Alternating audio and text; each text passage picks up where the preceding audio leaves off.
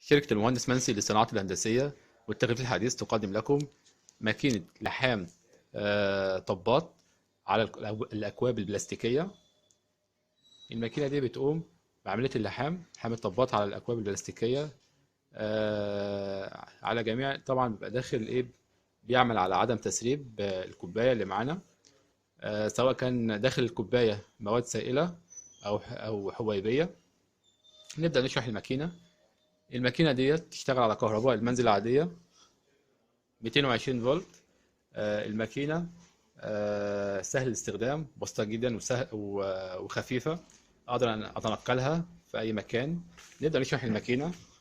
هنا عندنا مفتاح باور، من خلال المفتاح دوت بفصل الماكينة أو أشغلها.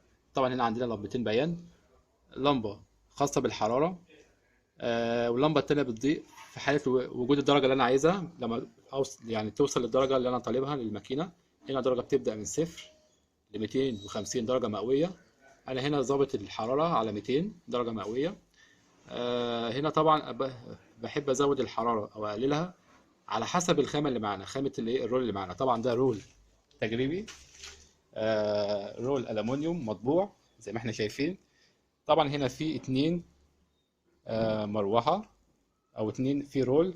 ده الرول اللي هو اللي احنا واضعينه نشتغل عليه، وده رول سحب بيسحب الشكل لما بيتم القطع. هنا الماكينه بتقوم بعمليه القطع زائد اللحام. فطبعا لما بتقوم عمليه القطع بيتم هنا سحب الرول بالشكل دوت اللي هو القطع اللي معايا، وببدا اعمل عمليه جديده.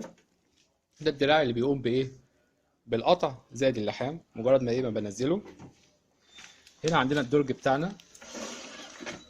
الدرج دوت هنا في المقاسات اللي بنحط فيه العبوات البلاستيكيه اللي معانا او الاكواب البلاستيكيه.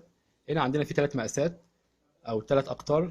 ده المقاس الاكبر، وده المقاس الوسط، وده المقاس الاصغر على حسب الكوبايه اللي معانا. طبعا بالشكل دوت معانا الكوبايه دي عباره عن زهره سائله زي ما احنا شايفين.